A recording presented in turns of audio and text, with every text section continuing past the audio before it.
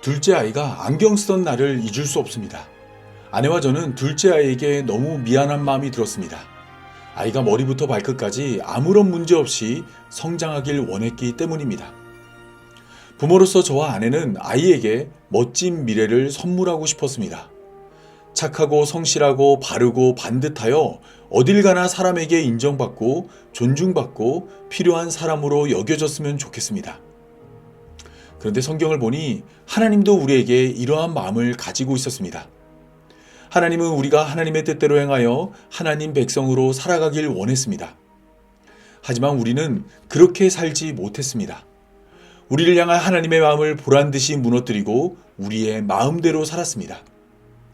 때문에 하나님은 이러한 우리를 가만히 내버려 둘 수 없었습니다. 이대로 두면 우리는 모두 하나님의 심판 앞에 죄인으로 드러나 사망에 이를 것입니다. 그래서 하나님은 예수님을 우리에게 보내주었습니다. 아무리 말해도 하나님의 뜻대로 살지 않는 우리를 구원하기 위해 하나님이 자신의 아들로 우리의 죄값을 대신 지불한 것입니다. 이것이 바로 우리를 사랑하신 하나님의 마음입니다. 우리에게 멋진 미래를 선물하길 원하는 하나님이 자신의 생명이며 자신의 하나밖에 없는 아들을 우리에게 주어 우리를 구원하였습니다. 오늘 우리는 이러한 하나님의 은혜로 교회가 되어 이 예배의 자리에 섰습니다. 세상 그 누구보다 우리를 사랑하고 우리를 아끼며 우리를 구원하기 원하는 하나님이 우리를 불러주었습니다. 예배하는 이 시간 영과 진리로 하나님께 나아가 하나님을 기뻐하며 하나님을 경배하며 하나님을 찬양하며 하나님을 예배하길 원합니다. 다 함께 제가 기도함으로 오늘 예배 시작하겠습니다. 하나님 아버지, 이 시간 우리를 예배의 자리로 불러주시니 감사합니다. 복 주시고 은혜 베푸시고 평강 주시기를 원하는 하나님의 뜻을 믿고 겸손히 나아갑니다. 우리가 드리는 찬양과 기도를 받으시고 우리 가운데 임재하셔서 이 예배를 통해 주님 홀로 영광받아 주옵소서. 예수님의 이름으로 기도합니다. 아멘. 우리 찬송가 35장 큰 영화로우신 주 함께 찬양하겠습니다.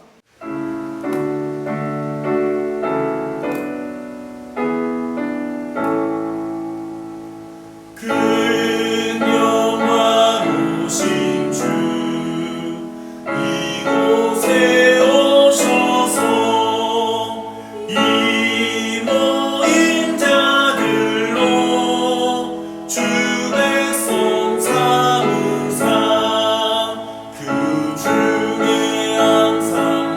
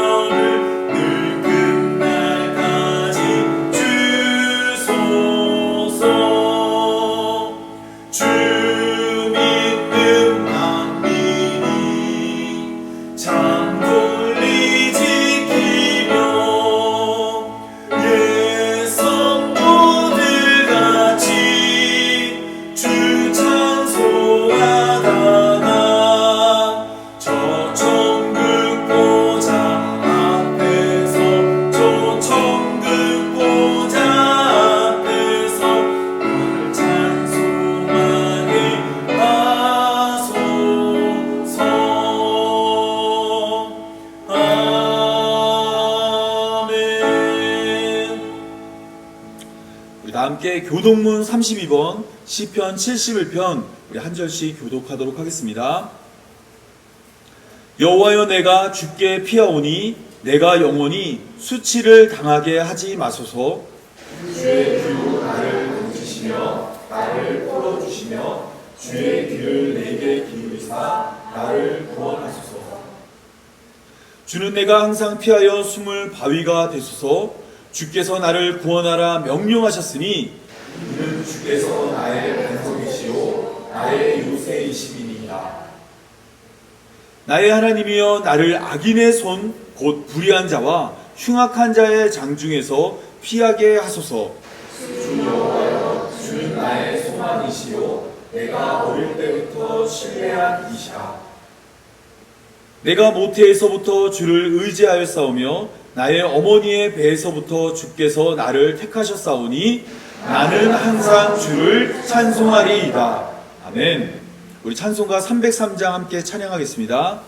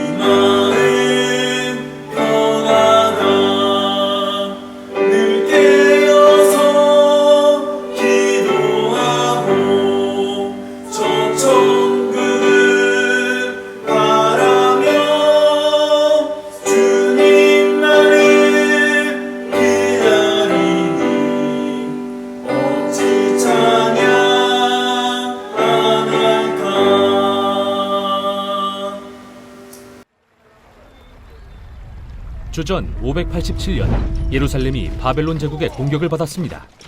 1년 후 도시와 성전은 약탈당하고 불에 타버렸죠.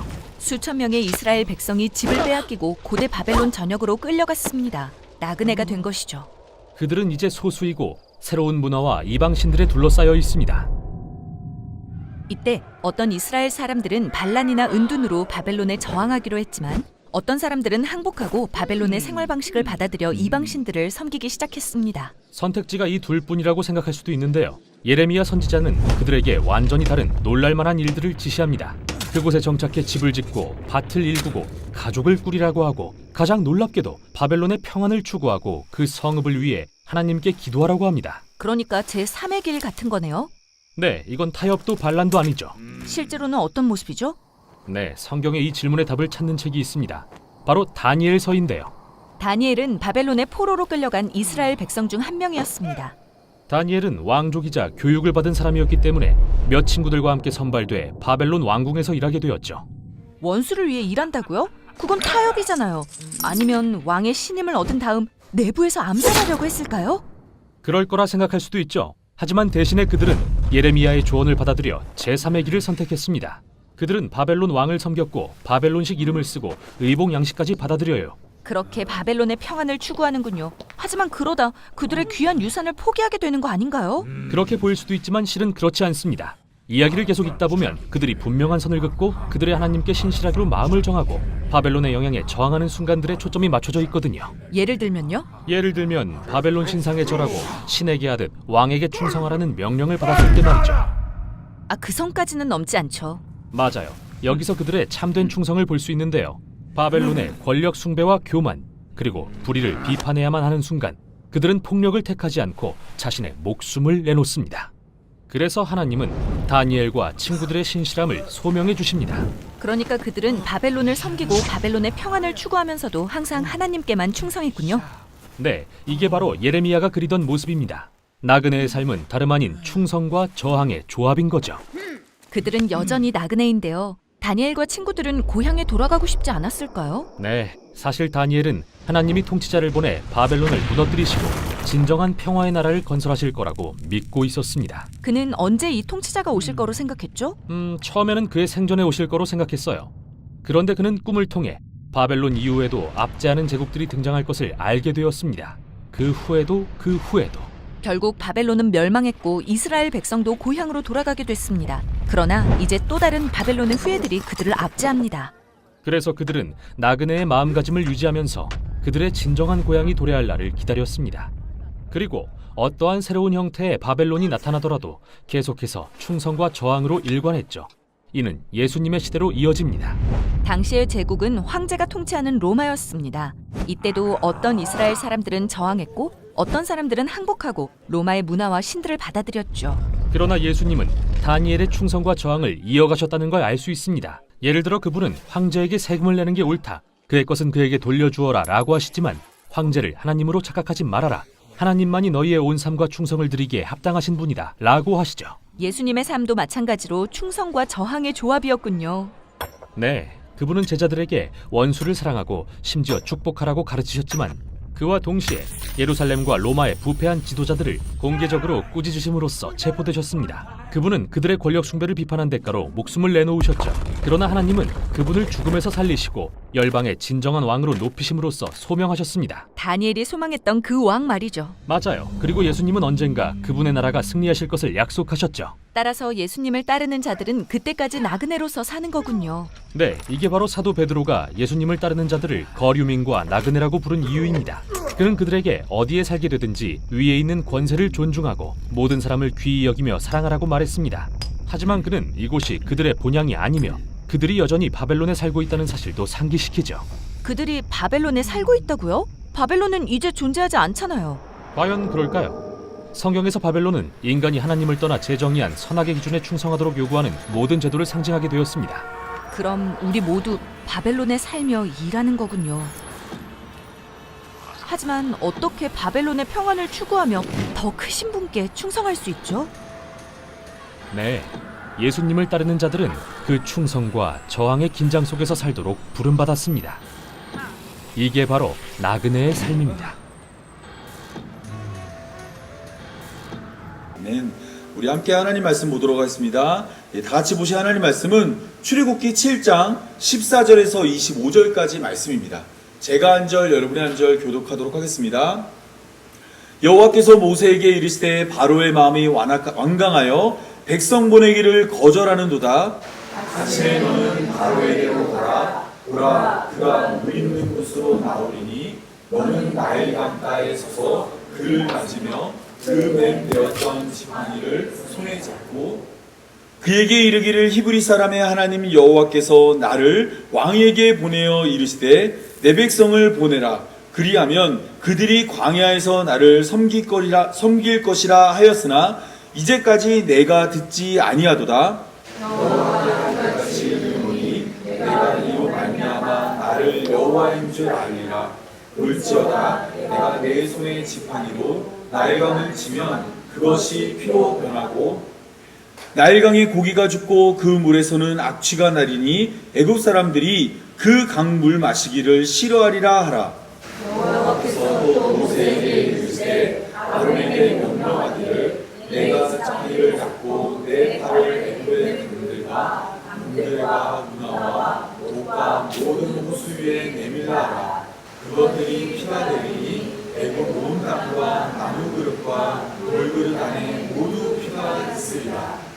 모세와 아론이 여호와께서 명령하신 대로 행하여 바로와 그의 신하의 목전에서 지팡이를 들어 나일강을 치니 그 물이 다 피로 변하고 나일강의 고기가 죽고 그 물에서는 낙취가 나니 애굽 사람들이 나일강 물을 마시지 못하며 애굽 온 땅에 피가 있으나 애굽 요술살도 자기들의 요술로 그와 같이 행함으로 애굽의 바로의 마음이 완악하여 그들의 말을 듣지 아니하니 여호와의 말씀과 같더라. 바로가 그리터 궁으로 들어가고 그의 관심을 갖지도 아니하였고 애굽 사람들은 나일강 물을 마실 수 없으므로 나일강가를 두루 파서 마실 물을 구하였더라. 같이 읽겠습니다.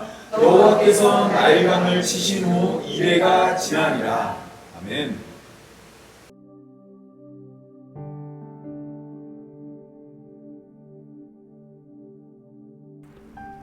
고대 근동사에서 이름 짓기는 특별한 의미를 지닙니다. 이름을 지어준 자가 이름을 부여받은 자에 대한 소유권과 통치권을 가지기 때문입니다. 그래서 창세기 1장에서 하나님은 낮과 밤과 하늘과 바다와 땅의 이름을 직접 이름 지었습니다. 그리고 피조물들의 이름은 아담에게 맡기셨습니다. 이것은 하나님이 다스리는 영역과 사람이 다스리는 영역을 구별한 것입니다. 그런데 성경은 애굽의 바로가 이러한 하나님의 질서를 거부했다 말하고 있습니다. 에스겔 29장 3절입니다. 너는 말하여 이르기를 주 여호와께서 이같이 말씀하시되 애굽의 바로 왕이여 내가 너를 대적하노라. 너는 자기 강들 가운데 누운 큰 악어라. 스스로 이르기를 나의 이 강은 내 것이라 내가 나를 위하여 만들었다 하는도다. 에스겔 29장 3절에 의하면 애굽의 바로는 자기 강들 가운데 누운 큰 악어로 나타납니다. 그리고 애굽의 바로는 자신이 누운 이 강을 내 것이라 내가 나를 위하여 만들었다라고 말했습니다. 자신을 스스로 높여 하나님과 같은 자로 자신을 소개한 것입니다. 뿐만 아니라 에스겔 32장 2절을 보면 인자야 너는 애굽의 바로 왕에 대하여 슬픈 노래를 불러 그에게 이르라. 너를 여러 나라에서 사자로 생각하였더니 실상은 바다 가운데 큰 악어라. 강에서 튀어 일어나 발로 휘저 그 강을 더럽혔도다 라고 말합니다. 애굽왕 바로는 자신이 강을 만들었다고 말했지만 하나님의 눈에 보기에 그는 강을 만든 자가 아니라 강을 더럽히는 자였습니다. 그리고 이번에도 하나님은 애굽왕 바로를 바다 가운데 큰 악어라 말하였습니다. 에스겔 29장 3절에서도 애굽왕 바로를 자기의 강들 가운데 누운 큰 악어라 말했고 에스겔 32장 2절에서도 바다 가운데 큰 악어라 말했습니다. 여기서 말하는 악어는 히브리어로 타닌입니다. 타닌은 악어, 뱀, 용, 짐승 등을 의미하는 단어로 번역됩니다. 악어만 아니라 악어와 같은 종류의 다양한 동물을 지칭하는 단어입니다. 하나님은 아론에게 지팡이를 던져 뱀이 되게 했는데 여기서 말하는 뱀이 곧 히브리어 타닌입니다. 하나님께서 자신을 하나님과 같은 자로 여기는 애굽의 바로 앞에서 아론의 지팡이를 통해 애굽의 바로의 정체가 타닌임을 드러내었습니다. 그리고 애굽의 바로는 지팡이가 변해 생긴 타닌을 통해 하나님의 능력을 보았습니다. 그러나 끝내 그의 마음은 완악하게 되어 하나님의 뜻을 따르지 않았습니다. 그 결과 하나님께서는 10가지 재앙으로 애굽을 심판하십니다.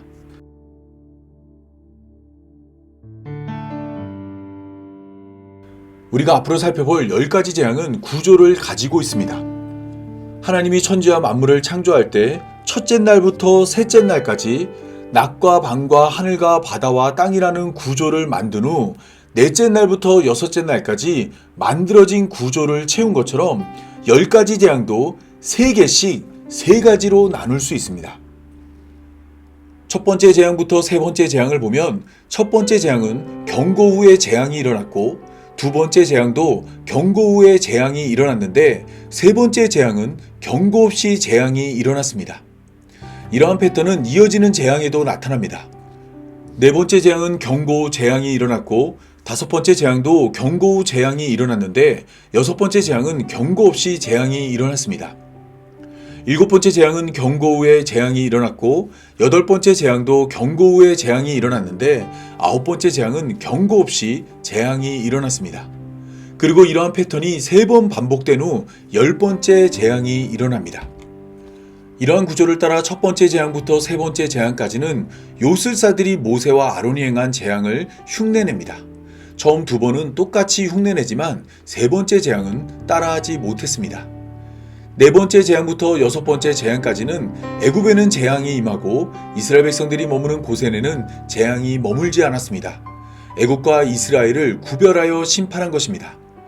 일곱 번째 재앙부터 아홉 번째 재앙까지는 애굽의 처절한 파멸과 바로의 무력함이 소개됩니다. 하나님은 마음이 강팍한 바로와 애굽을 철저히 심판하였습니다. 그리고 마지막 열 번째 재앙을 애굽에 내려 애굽에 처음 난 모든 것을 죽였습니다. 열 가지 재앙은 앞뒤에 평행하는 이야기를 배치했습니다. 앞에는 아론의 지팡이가 요술사의 지팡이를 삼키는 이야기를 배치했고, 뒤에는 홍해가 애굽의 병사를 삼키는 이야기를 배치했습니다. 동일하게 삼키다라는 히브리어가 사용되었습니다. 그리고 열 가지 재앙은 물이 피가 되는 이야기로 시작됐고, 열 가지 재앙의 마지막도 피를 보고 넘어가는 이야기로 마무리됩니다. 첫 번째 재앙의 피는 심판인데 마지막 재앙의 피는 구원이 되는 것이죠. 자, 이러한 이해를 가지고 오늘은 10가지 재앙 중 첫 번째 재앙인 물이 피가 되는 재앙을 살펴보겠습니다.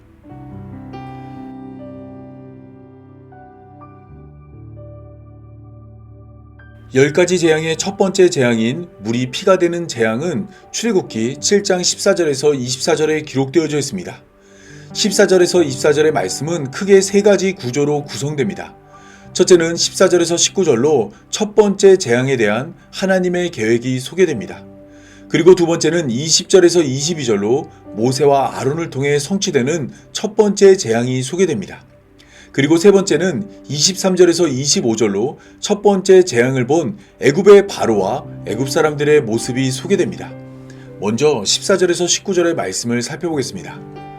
오늘 보면 14절을 보면 애굽의 바로는 마음이 완강하여 백성 보내기를 거절했다 말합니다. 애굽의 바로는 아론의 지팡이가 변한 뱀을 보고도 내 백성을 보내라는 하나님의 명령을 따르지 않았습니다. 이것을 오늘 보면은 바로의 마음이 완강하였다 말합니다. 히브리어로 완강함은 카베드인데 이 단어는 무겁게 하다, 강하게 하다라는 뜻입니다. 바로가 스스로의 마음을 무겁게 만들었고 강하게 마음을 먹었다 말한 것입니다. 하나님이 바로의 마음을 완강하게 만들기 전 이미 바로의 마음은 완강하여 하나님의 뜻을 따르지 않았습니다. 15절에서 17절의 말씀을 살펴보겠습니다. 하나님은 공의로운 분입니다. 하나님은 죄가 없는 사람을 심판하지 않습니다. 때문에 하나님은 재앙을 내리기 전 바로의 죄를 지적합니다. 이를 위해 하나님은 물 있는 곳으로 모세를 보냈습니다. 그곳에서 바로를 만나 내 백성을 보내라는 하나님의 명령을 바로가 따르지 않았다는 것을 말하게 하였습니다. 그리고 이제 애굽에 재앙을 내릴 텐데 이를 통해 애굽의 바로가 나를 여호와인 줄 알리라 말하게 하였습니다.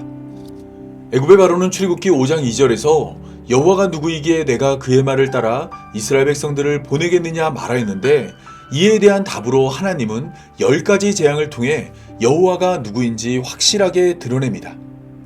따라서 앞으로 살펴볼 10가지 재앙은 재앙의 내용보다 이러한 재앙을 내리는 하나님에게 주목해야 합니다. 하나님이 여호와는 약속한 것을 반드시 지켜 택한 백성을 구원하는 분으로 10가지 재앙만 아니라 출애굽기와 성경 전체는 바로 이러한 사실 하나만을 우리에게 전하고 있습니다. 17절에서 18절의 말씀을 살펴보겠습니다. 하나님은 첫 번째 재앙을 애굽에 내리며 모세와 아론에게 각각 명령을 하였습니다. 17절에서 18절은 모세를 향한 하나님의 명령이 소개됩니다. 하나님은 모세에게 내 지팡이로 나일강을 치면 그것이 피로 변하고 나일강의 고기가 죽어 그 물에서 악취가 나리니 애굽 사람들이 그 강물 마시기를 싫어하리라 말씀하였습니다. 첫 번째 재앙에서 모세가 하는 일은 지팡이로 나일강을 치는 것입니다. 이때 하나님이 하는 일은 나일강의 물을 피로 바꾸고 나일강의 고기가 죽게 하며 나일강이 악취가 나게 하는 것입니다.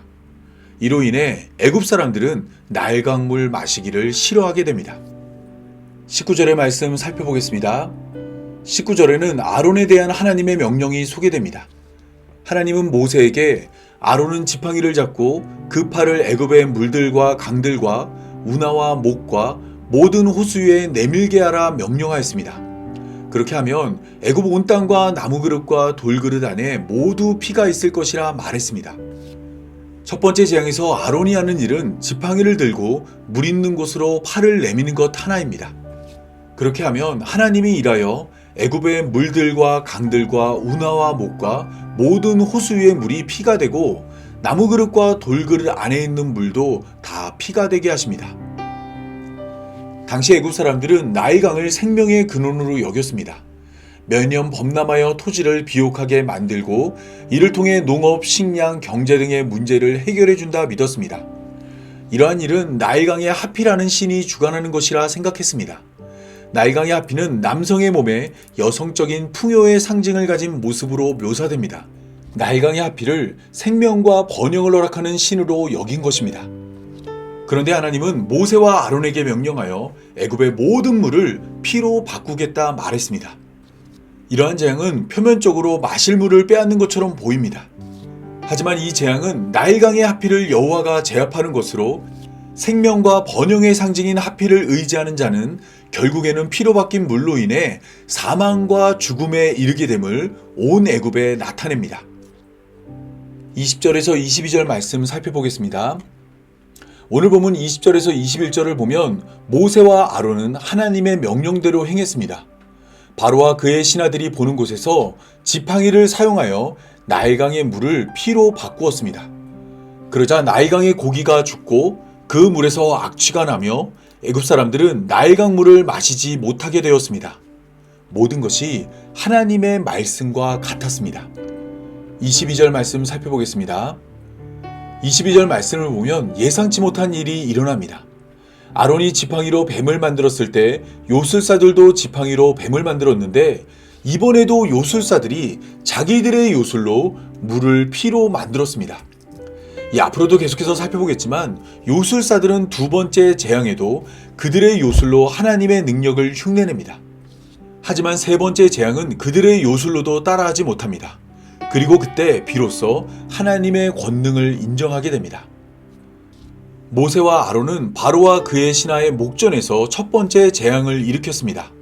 바로만 아니라 신하들도 다 모세와 아론이 행한 하나님의 능력을 보았습니다. 그런데 요술사들도 모세와 아론이 행한 능력을 똑같이 행했습니다. 그들도 물이 피가 되게 한 것입니다. 애굽의 바로는 이것을 보고 마음이 완악하여 모세와 아론의 말을 듣지 않았습니다. 내 백성을 보내라는 하나님의 명령을 거절한 것입니다. 그런데 오늘 본문 23절은 이러한 결과가 여호와의 말씀과 같았다고 말합니다. 애굽의 바로가 하나님의 명령을 거절했는데 이것이 하나님의 말씀과 같다 말한 것입니다. 여기서 우리는 두 가지를 깨달을 수 있습니다. 첫째는 하나님이 사람의 불순종을 알고 계신다는 것이고, 둘째는 그럼에도 불구하고 결국에는 하나님이 반드시 하나님의 뜻을 이룬다는 것입니다. 지금은 애굽의 바로의 결정으로 인해 하나님의 뜻이 이루어지지 않은 것처럼 보이지만 사실은 이것마저도 하나님의 계획 가운데 있는 일로 하나님은 반드시 하나님의 백성을 구원하여 하나님의 뜻을 이루실 것입니다.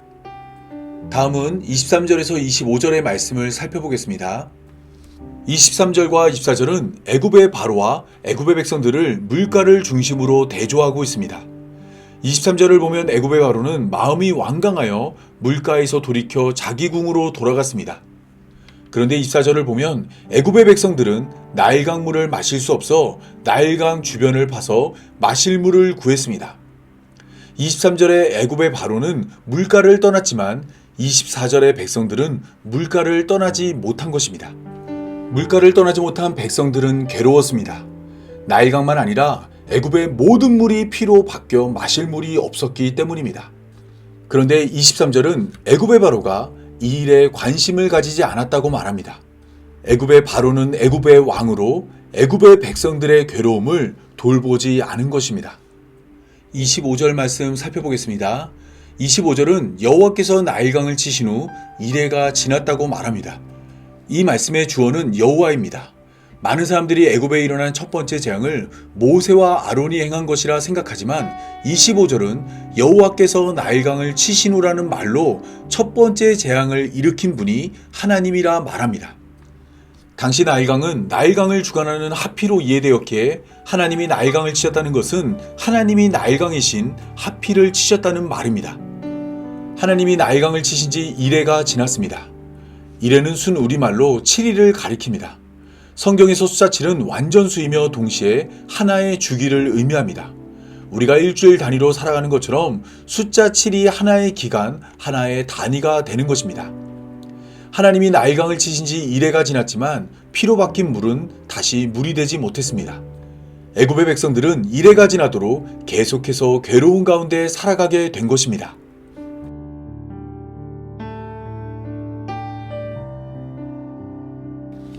애굽의 바로는 백성들의 괴로움에 관심이 없었습니다. 하지만 우리가 믿고 따르는 하나님 여호와는 다릅니다. 여호와는 그의 백성이 홍해를 건너 마실 물이 없을 때마다 마실 물을 공급했습니다. 마라에 물이 있어서 먹지 못했을 때는 나무 하나를 넣어 물을 달게 만들어 마실 물을 제공했습니다. 또한 엘림으로 이스라엘 백성들을 인도하여 마실 물을 제공했습니다. 르비딤에서는 바위를 쳐서 이스라엘 백성들에게 물을 제공했습니다.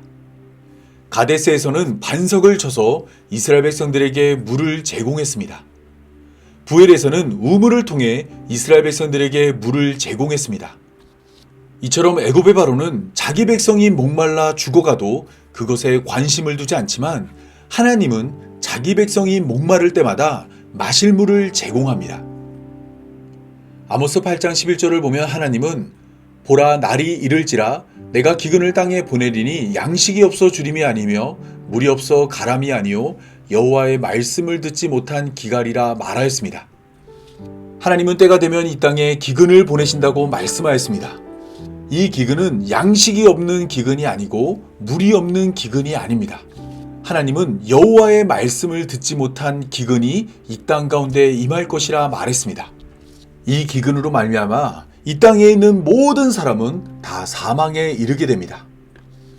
예수님은 바로 이 기근을 해결하기 위해 하나님이 우리에게 보낸 반석입니다. 출애굽하던 이스라엘 백성들이 반석에서 물을 얻은 것처럼 우리는 예수님을 통해 물을 얻게 됩니다. 고린도전서 10장 2절에서 4절 말씀입니다. 모세에게 속하여 다 구름과 바다에서 세례를 받고 다 같은 신령한 음식을 먹으며 다 같은 신령한 음료를 마셨으니 이는 그들을 따르는 신령한 반석으로부터 마셨음에 그 반석은 곧 그리스도시라. 출애굽 때 이스라엘 백성들에게 물을 공급했던 반석이 사실은 예수 그리스도라 말한 것입니다. 그래서 예수님은 모세가 첫 번째 재앙으로 물이 피가 되게 한 것처럼 공생애의 첫 번째 표적으로 가나의 혼인잔치에서 물이 포도주가 되게 하였습니다. 모세와 예수님은 동일하게 물을 붉게 만들었지만 그 결과는 정반대입니다. 모세가 행한 첫 번째 재앙은 사망과 심판입니다. 물이 피가 된 애굽은 괴로움에 시달렸고 백성들은 물이 없어 모두 죽게 되었습니다. 요술사들이 요술을 부렸지만 그 요술은 물을 피로 만들 뿐 피를 물로 만들지 못했습니다. 하지만 예수님이 행하신 첫 번째 표적은 생명이며 구원입니다. 하나님은 창세기 9장에서 노아에게 생명되는 핏째 먹지 말라 명령하였는데 노아는 포도주를 먹고 아담처럼 하체를 드러냈습니다. 이처럼 포도주는 생명을 상징하는 것으로 예수님은 가나의 혼인잔치에서 물이 포도주가 되게 하는 표적을 행하였습니다. 포도주가 없어 망쳐질 혼인잔치에 생명을 상징하는 포도주를 제공하여 혼인잔치가 계속되게 하였습니다. 물이 포도주가 되게 하신 예수님은 사람들에게 물을 공급하여 사람들의 갈증을 영원히 해결하십니다. 요한복음 4장을 보면 사마리아 여인은 날마다 물을 얻기 위해 우물을 찾았습니다. 그런데 예수님은 이 물을 마시는 자마다 다시 목마르려니와 내가 주는 물을 마시는 자는 영원히 목마르지 아니한다 말했습니다. 예수님의 말씀을 들은 사마리아 여인은 주여 그런 물을 내게 주사 목마르지도 않고 또 여기 물 길러 오지도 않게 하옵소서라고 말했습니다. 이때 예수님이 주시는 물은 가나의 혼인잔치에서 물이 포도주가 되게 한 것처럼 붉게 물든 예수님의 피입니다. 요한복음 6장에서 예수님은 내 살을 먹고 내 피를 마시는 자는 영생을 가졌고 마지막 날에 내가 그를 다시 살리리니 내 살은 참된 양식이요 내 피는 참된 음료로다라고 말했습니다. 예수님은 이 피를 우리에게 허락하기 위해 십자가에 올랐습니다. 옆구리를 창에 찔려 물과 피를 쏟음으로 우리가 마시고 죽어야 할 첫 번째 재앙의 피를 예수님이 모두 가져가셨습니다. 그리고 다 이루었다 말씀하시며 쏟아낸 예수님의 피가 10번째 재앙의 피가 되어 우리를 죄와 사망에서 건져냈습니다. 그렇게 하나님이 여호와의 말씀을 듣지 못한 기갈을 예수님의 죽음을 통해 해결한 것입니다.